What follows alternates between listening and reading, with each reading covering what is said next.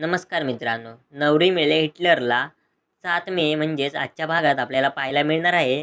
लीला एजेला भेटते, एजेला अंगठी परत करते आणि लीला परत शूटसाठी येते. त्यानंतर लीलाकडे सगळे प्रेमाने बोलत असतात. डायरेक्टरसुद्धा मॅडम मॅडम करत असतो. लीलाचा याच्यावर विश्वासच बसत नाही. लीला सगळ्यांकडे बघत असते तेव्हा ॲडचा प्रोड्युसर लीलाजवळ येतो आणि लीलाला बोलतो, तुम्ही या ॲडच्या मेन हिरोईन आहात. तेव्हा लीला बोलते, काय खरंच? त्याचा याच्यावर विश्वासच बसत नाही.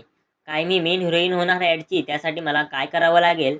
तेव्हा तो माणूस म्हणतो, तुम्हाला एक छोटीशी गोष्ट करायची आहे. तेव्हा लीला बोलते, मी ॲडची मेन हिरोईन होण्यासाठी काय पण करायला तयार आहे. तेव्हा तो माणूस बोलतो, आता ते एजे आले होते ना, त्यांना तुम्ही परत बोलवून घ्या आणि ॲडमध्ये काम करायला सांगा.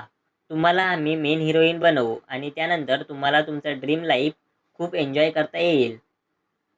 बघा तुम्ही विचार करा. लीला विचार करायला लागते. इकडे एजे घरी येतो आणि तो लीलाच्या फोटोसमोर अंगठी ठेवणार असतो. एजे रूममध्ये येतो आणि श्वेताला बघतो. श्वेता एजेला इम्प्रेस करण्यासाठी अंतराच्या फोटोजवळ असते.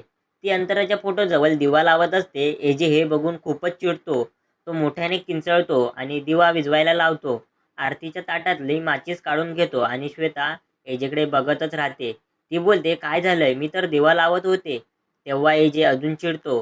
त्याचा आवाज घरी खालपर्यंत जातो. त्यानंतर घरातले सगळे घाबरतात आणि अंतराच्या रूममध्ये जातात. तेव्हा एजे श्वेताच्या अंगावर जातो आणि म्हणतो, तू दिवा लावायचा नाही माझ्या अंतराच्या फोटो पुढे, समजलं? दिवा त्या माणसांजवळ लावतात जे माणसं गेलेले असतात.